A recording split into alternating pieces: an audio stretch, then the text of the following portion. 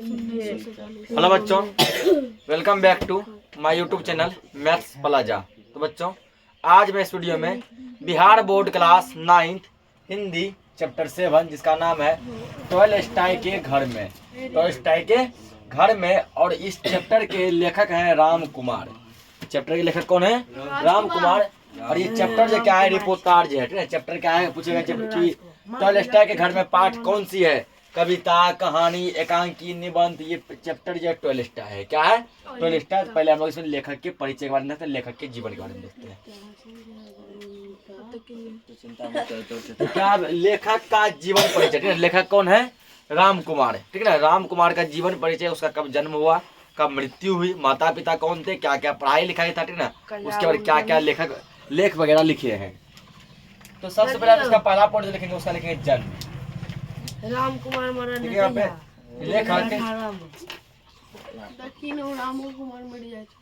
लेखक राम कुमार का जन्म,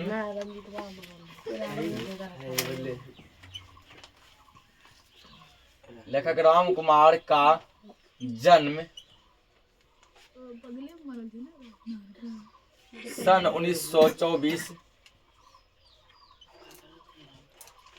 1924 ईस्वी में शिमला में हुआ था।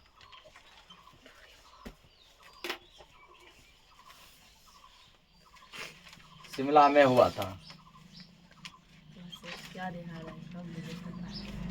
पूछ सकता थी ना कि लेखक का जन्म यानी कि राम कुमार का जन्म कब हुआ था? 1924 ईस्वी में, ठीक ना। कहाँ हुआ था? शिमला में हुआ था, ठीक है। कहाँ हुआ था?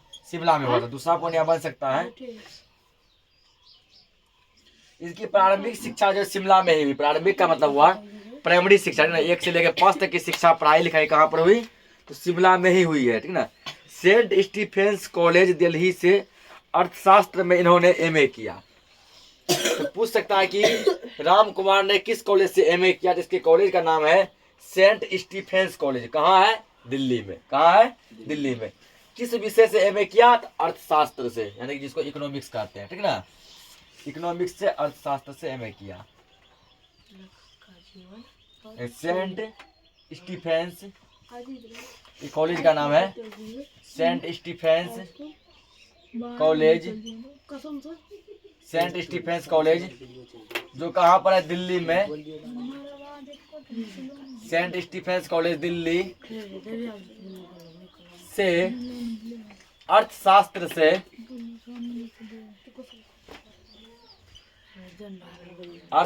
से एमए किया। अर्थशास्त्र में उन्होंने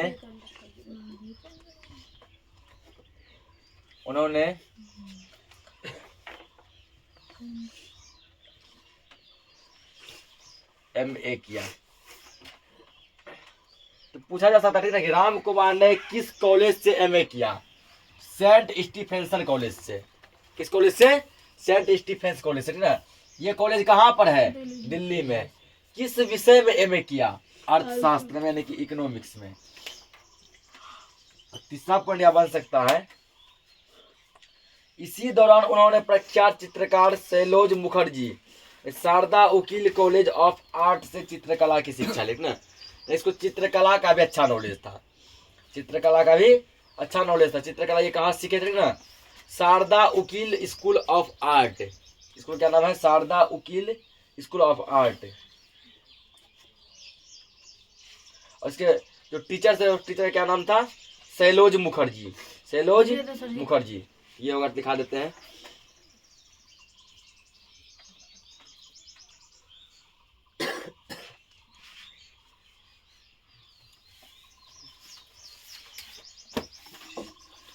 राम कुमार ने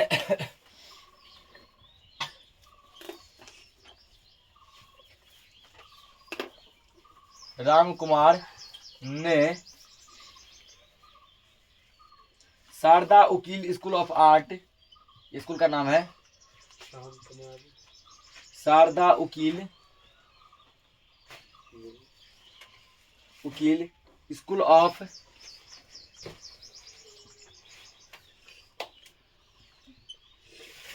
स्कूल ऑफ आर्ट, तो स्कूल का नाम ठीक ना, राम कुमार ने Sharda Ukil school of art में शैलोज मुखर्जी, ये इसके टीचर का नाम है, शैलोज मुखर्जी से चित्रकला की, शैलोज मुखर्जी से चित्रकला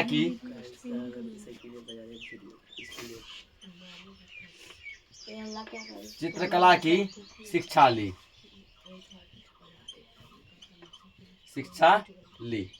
तो पूछ सकता है राम कुमार ने किस स्कूल से चित्रकला की शिक्षा ली। स्कूल का नाम है Sharda Ukil school of art, ठीक ना। और उस स्कूल में कौन टीचर सिखाए थे, तो जो टीचर को चित्रकला सिखाए थे उस टीचर का नाम है शैलोज मुखर्जी। टीचर का क्या नाम है, शैलोज मुखर्जी। अपनी चित्रकला की शिक्षा को विस्तार देने के लिए वे 1949 में पेरिस गए थे, ठीक ना। 1949 में ये पेरिस गए थे ताकि उसकी चित्रकला का पूरा नाम हो सके, व्याख्यान हो सके। और 1952 तक वहीं रहे, यानी पेरिस में कितना साल रहे थे, 3 साल, 1949 से लेकर 1952 तक। उन्हें 1972 ईस्वी में पद्मश्री सम्मान और 1985 ईस्वी में प्रतिष्ठित कालिदास सम्मान समेत अब तक अनेक सम्मान प्राप्त हो चुके हैं, ठीक ना। ये बहुत सारे मेडल जीत चुके हैं, जिसमें कुछ फेमस है। 1972 में पद्मश्री मिला था और 1985 में कालिदास सम्मान मिला था। ये दोनों लिख देते हैं।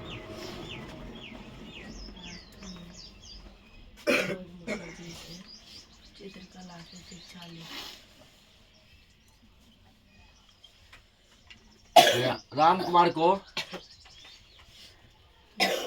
1972 में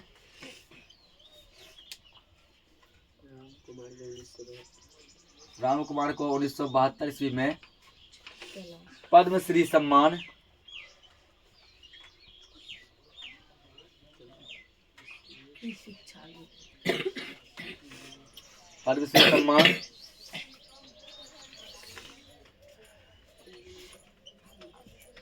और 1985 ईस्वी में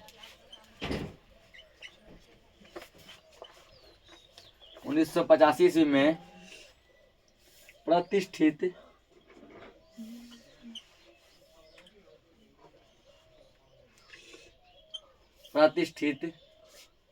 कालिदास सम्मान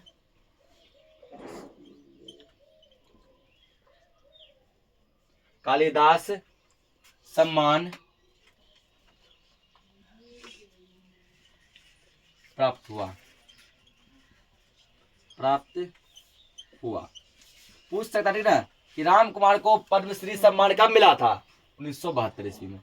कालिदास सम्मान कब मिला था, 1985 ईस्वी में, ठीक ना। इसके अलावा इसको और भी बहुत सा सम्मान मिल चुका है, लेकिन ये 200 मेन सम्मान हो गया, इसलिए इसका नाम दिया गया,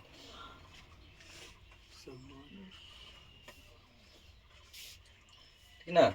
उसके बाद राम कुमार की कृतियों के नाम, या अनेक कृति लिखे, जैसे उपन्यास भी लिखे हैं, कहानी भी लिखे हैं उसके बाद अनुवाद भी किए हैं, ठीक ना। रिपोर्टाज भी लिखे, ये जैसे ये चैप्टर है रिपोर्टाज ही है। उपन्यास जैसे हो गया घर बने घर टूटे, पूछे किसकी उपन्यास है, तो इसी की है, राम कुमार की। इसको नोट करो, वो भी लिखा देते हैं। आया था देखो यहाँ पे, ठीक ना। अब इसके हम कृतियां लिखते हैं कि इन्होंने कौन कौन सा कृतियां किया है, मतलब कि कौन कौन सा लेख वगैरह लिखे हैं। 5वां पॉइंट देखो, हल्ला मत करो। 5वां पॉइंट, राम कुमार की कृतियों के नाम।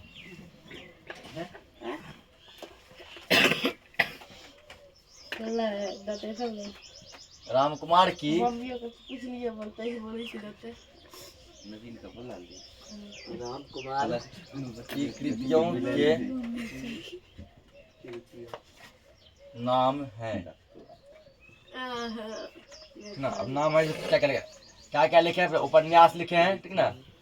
उपन्यास में देखो कि कौन कौन सा उपन्यास लिखे हैं उपन्यास जैसे हो गया, ठीक ना। उपन्यास में इसका उपन्यास है घर बने घर टूटे, घर बने घर टूटे। पूछा घर बने घर टूटे किसकी उपन्यास है, राम कुमार की। या पूछे घर बने घर टूटे पाठ क्या है? कविता, कहानी, उपन्यास, एकांकी। ये क्या है? उपन्यास है। उसके बाद है देर सवेरे। पूछे देर सवेरे किसकी उपन्यास है? ध्यान रखना ये सभी राम कुमार की ही है, देर सवेरे। उसके और क्या लिखे हैं? कुछ कहानी भी लिखे हैं। घर बने घर टूटे किसकी उपन्यास है? राम कुमार की। देर सवेरे भी किसकी उपन्यास है? राम कुमार की। इत्यादि लिख दीजिए। अब यहाँ कहानी संग्रह।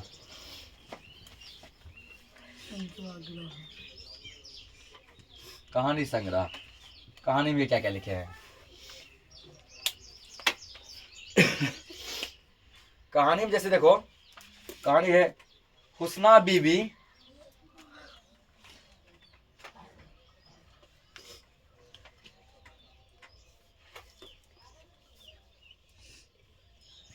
हुस्ना बीबी, हुस्ना बीबी तथा अन्य कहानियां। अन्य कहानियां, ये इसके कहानी का नाम है, हुस्ना बीबी तथा अन्य कहानियां। ठीक है, पूछेगा हुस्ना बीबी तथा अन्य कहानियां किसका मतलब कि पाठ है? किसका है? राम कुमार का। उसके बाद एक चेहरा, एक चेहरा, ये भी क्या है? कहानी है जिसके लेखक कौन है? राम कुमार है।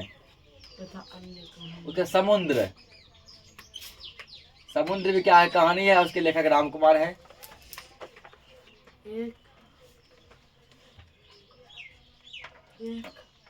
उसके एक लंबा रास्ता, एक लंबा रास्ता, लंबा रास्ता। एक लंबा रास्ता क्या है? ये भी कहानी है। ठीक है ना। उसके बाद लिख लो मेरी प्रिय कहानियां। मेरी प्रिय कहानियां, मेरी प्रिय कहानियां भी क्या है? कहानी है, उसके लेखक जो है यही है, कौन? तो राम कुमार जी है। ठीक है ना। उसके बाद देखो झिंगुरों का स्वर,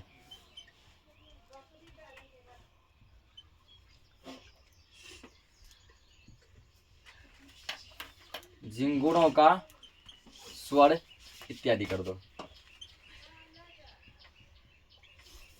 इत्यादि।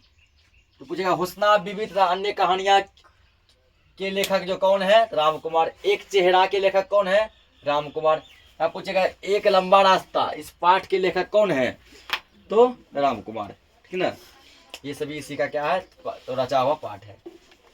अब ये और क्या लिखे हैं? तो रिपोर्टार्ज भी लिखे हैं।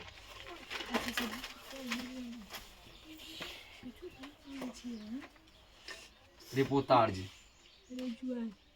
और क्या कुछ अनुवाद भी किए हैं। अनुवाद मतलब ठीक है, अलग अलग भाषा की कहानी कविता को हिंदी में अनुवाद करना। ठीक है ना। कुछ मान लो इंग्लिश में लिखा हुआ है, उसको हिंदी में ट्रांसलेट कर दिया। अनुवाद यानी कि ट्रांसलेशन समझो, ट्रांसलेट। कुछ मान चलो कि संस्कृत में लिखा है, उसको हिंदी में क्या कर दिया? ट्रांसलेट कर दिया। रिपोर्टार्ज में जैसे लिखे यूरोप के स्केच, यूरोप के स्केच। और जो अभी पढ़ रहे हैं, ठीक है ना, ये तो इसका रिपोर्टार्ज है ही। ये कौन सा पढ़ रहे? टॉल्स्टॉय के घर में, ये भी इसका रिपोर्टार्ज ही है। ठीक है ना। अनुवाद में जैसे किया वार्ड नंबर 6,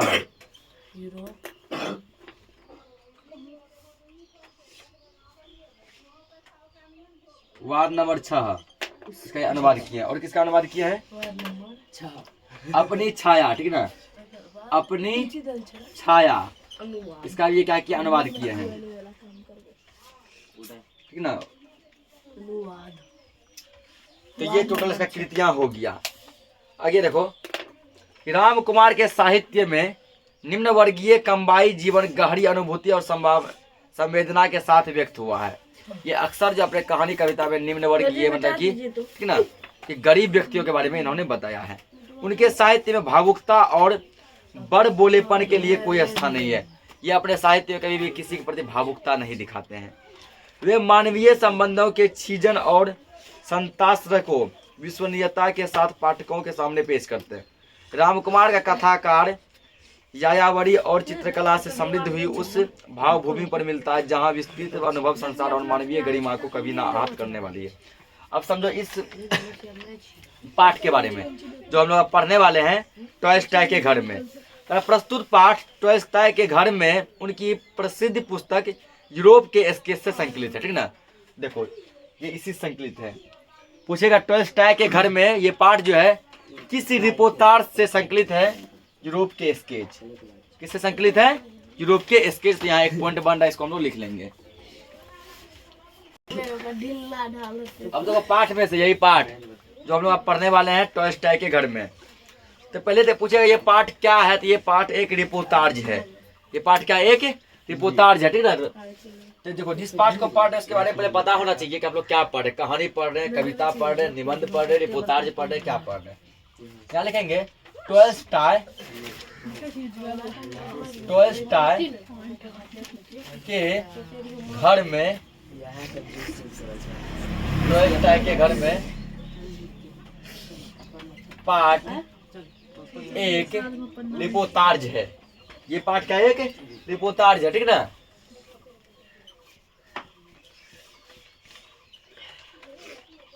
रिपोर्टाज है। तो ये पूछा कैसे कि कविता, कहानी, निबंध ऐसे ऑप्शन में देगा, रिपोर्टाज भी ऑप्शन में देगा। ये पाठ क्या है? एक रिपोर्टाज है, ठीक ना।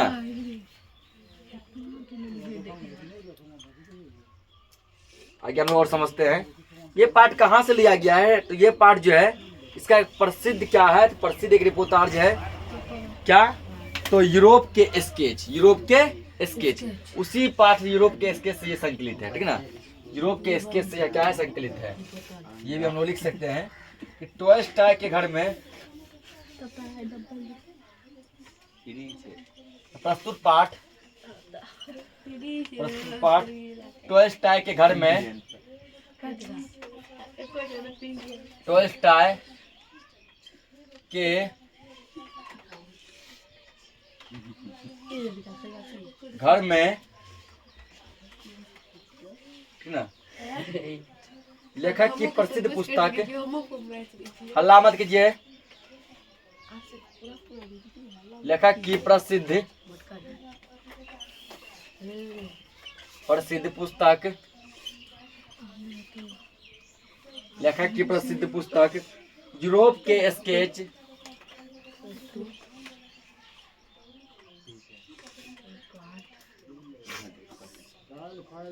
यूरोप के स्केच, यूरोप के स्केच से संकलित है, से संकलित है।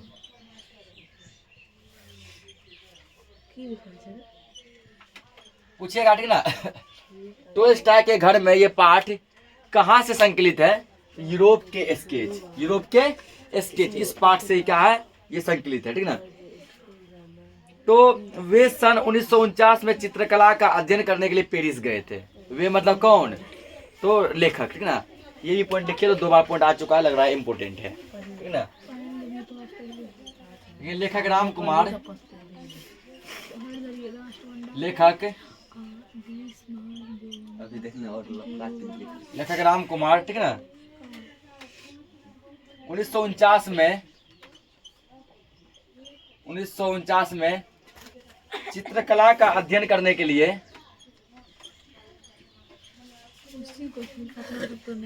चित्रकला का अध्ययन करने के लिए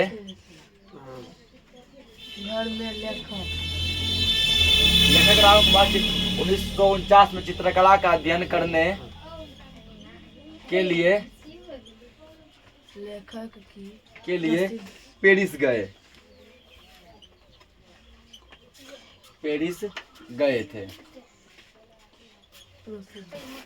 पूछेगा लेखक पेरिस कब गए थे? 1949 ईस्वी में। क्या करने? तो चित्रकला का अध्ययन करने के लिए गए थे, ठीक ना। चित्रकला का अध्ययन करने के लिए गए थे। आगे समझते हैं। उन्हीं दिनों जब कभी मौका लगा उन्होंने Italy, Denmark, Germany, Poland, London, ठीक ना, आदि देशों की यात्रा की।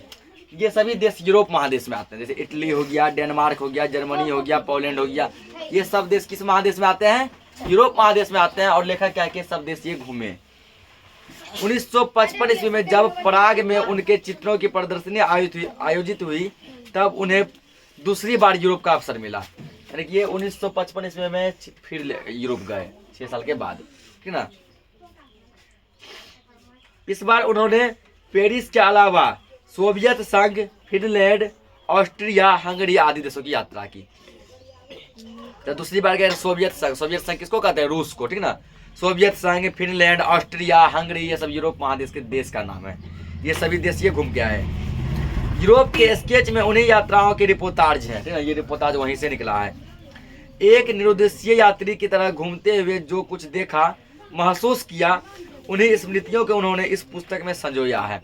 2 बार जो यूरोप महादेश गए और अलग अलग देशों में ये घूमे, जो सब कुछ देखे और उनको ये क्या कि पुस्तक में लिखे हैं, वही ये पुस्तक है टॉल्स्टॉय के घर में, ठीक ना। यानी कि यूरोप के स्केच।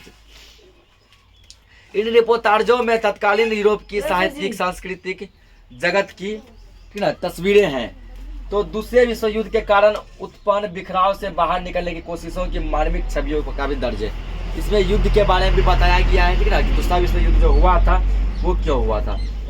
टॉल्स्टॉय के घर में के लेखक ने टॉल्स्टॉय को स्मरण करते हुए उनके जीवन की कभी ना भूल पाने वाली यादों को एक झांकी प्रस्तुत की है। टॉल्स्टॉय बहुत ही एक महान व्यक्ति थे, ठीक ना। उसके जीवन के बारे में कुछ क्या किए प्रस्तुत किए हैं। तो आइए हम लोग अब इसको समझते हैं।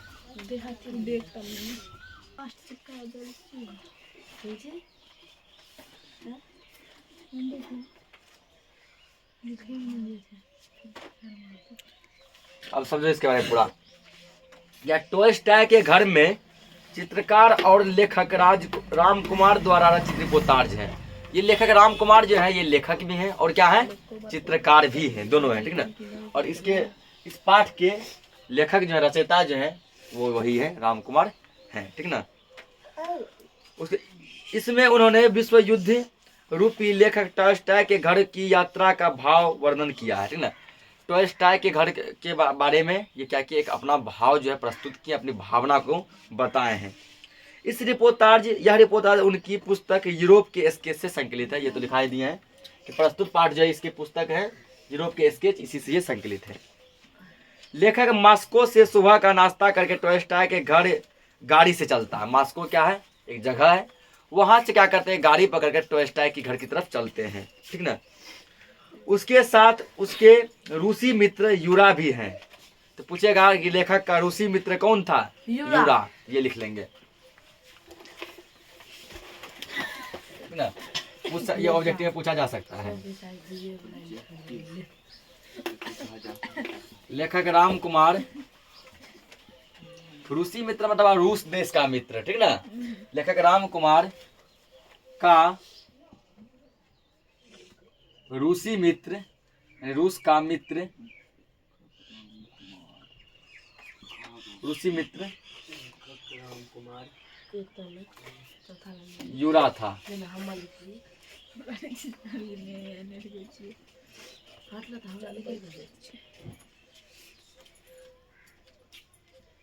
यूरा था।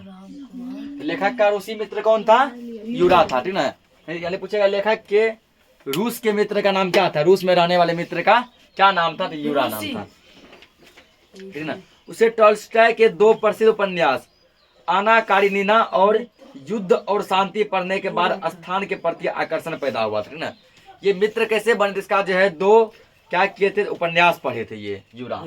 एक का नाम है आना कारेनिना, दूसरा युद्ध और शांति। ये दोनों उपन्यास पढ़े, लगा कि इसमें लेखक में जय राम कुमार में जान है और इससे ये क्या किया, मित्रता की, दोस्ती की।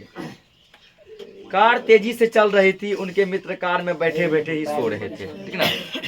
गाड़ी जो ये जा रहे थे, गाड़ी बहुत फास्ट था और इसका दोस्त जो था यूरा, ये क्या गाड़ी में सो गए, कार में क्या किए, सो गए। पर लेखक आसपास की चीजों को बड़े ध्यान से देख रहा था। खिड़की के बाहर से है ना, जो सब चीज दिख रहा था, ये सभी चीजों को ध्यान से देख रहा था। उनके मन में टॉल्स्टॉय के जन्म स्थान की उत्सुकता थी कि टॉल्स्टॉय का जहाँ जन्म हुआ, टॉल्स्टॉय बहुत बड़े आदमी थे, ठीक ना, उसका जहाँ जन्म हुआ, हमें उसके जन्म स्थान पे जाना है, कुछ जानकारी इकट्ठा करनी है, ठीक ना। टॉल्स्टॉय के घर के चारों तरफ बाग बगीचे हैं। पूछेगा टॉल्स्टॉय के घर के चारों तरफ क्या है? बाग बगीचे। ये ऑब्जेक्टिव में पूछा जा सकता है, बाग बगीचे हैं। वहाँ की सरकार ने इस घर को संग्रहालय बना दिया है। यानी कि रूस के सरकार ने क्या किया है, ठीक ना, टॉल्स्टॉय के घर को क्या किया, एक संग्रहालय बना दिया है। इसे देखने बहुत लोग आते हैं, उस घर को देखने के लिए बहुत सारे लोग आते जाते रहते हैं। लेखक वहाँ के हर चीज को देखकर रोमांचित हो उठता है। एक एक चीज को, फूल को, बगीचा को, ठीक ना, एक एक चीज को लेखक जब देखते हैं तो मन में इसका रोमांच बढ़ जाता है, रोमांचित हो उठते हैं कि कितने सुंदर से इन चीजों को सजाया गया है, कितने सुंदर से इस चीजों को रखा गया है। वहाँ की हर चीज में टॉल्स्टॉय की स्मृति बसी है। जितने भी चीज है, ठीक ना, सब में टॉल्स्टॉय की यादें बसी हुई है। चाहे फूल हो, गमला हो, घर का सामान हो, एक एक चीजों में टॉल्स्टॉय की यादें बसी हुई है। उनके पढ़ने लिखने के कमरे में मेज पर एक कलम और दबात रखी है, ठीक ना। तो टॉल्स्टॉय जिस कमरे में पढ़ते थे, ठीक है, टॉल्स्टॉय जिस कमरे में पढ़ते थे उस कमरा में मेज जो था, मेज मतलब क्या होता है, टेबल। टेबल पर क्या रखा हुआ था, एक कलम और एक दबात रखा हुआ था, ठीक ना। ये लिख लो तो टॉल्स्टॉय के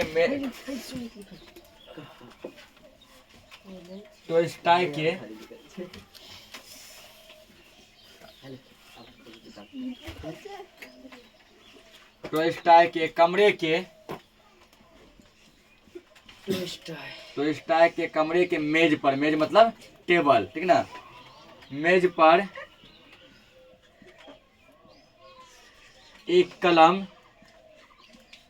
एक कलम और दवात रखी थी। ऑब्जेक्टिव पूछ सकता है कि ना, कि टॉल्स्टॉय जिस कमरे में पढ़ते थे उस कमरे के मेज पर क्या क्या रखा था।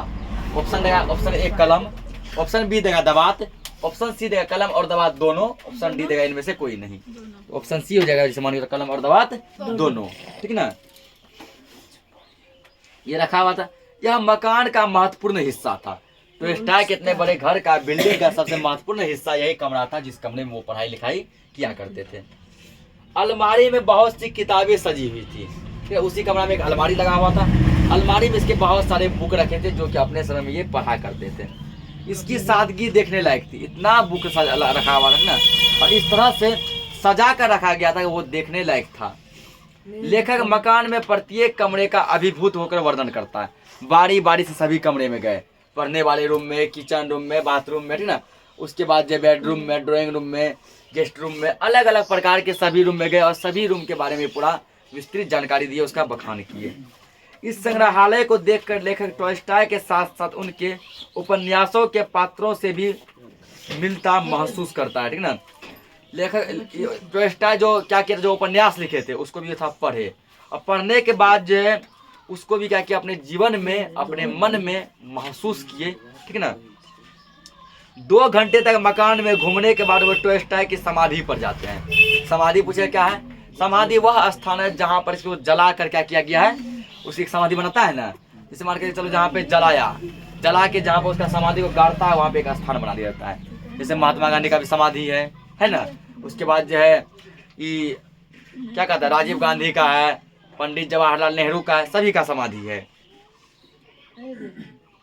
वहाँ मौन रहने का नियम है। तुम कहीं पर भी समाधि जगह तो वहाँ पर 2 मिनट तक ऐसे पूरा मौन जो है रहा जाता है, ठीक ना। ये नियम है, 2-3 मिनट तक क्या रहा जाता है, मौन रहा जाता है। यहाँ पे मौन भी रहे। समाधि टॉल्स्टॉय की इच्छा के मुताबिक साधारण तरीके से बनी थी। टॉल्स्टॉय जैसा सोचे थे कि इसका समाधि जो बहुत बढ़िया, बहुत भव्य तरीका से बनाया गया होगा, वैसा बिल्कुल नहीं था, ठीक ना। टॉल्स्टॉय के अनुसार वो समाधि जो एकदम साधारण थी, नॉर्मल थी। लेखक को इस यात्रा से तीर्थ यात्रा सा पवित्र भाव आता है। उसको लगा कि ठीक ना, कि हम किसी तीर्थ यात्रा पे, तीर्थ यात्रा किसको कहा जाता है, जब हम बड़े बड़े मंदिर का, मस्जिद का यात्रा करने जाते हैं, उस यात्रा को क्या कहा जाता है, तीर्थ यात्रा कहा जाता है। और ये टॉल्स्टॉय के घर की यात्रा करने आए थे, और यह यात्रा भी लेखक के लिए तीर्थ यात्रा से कम नहीं था। यात्रा के अंत में वह अपने को उत्साहित होता महसूस करता है।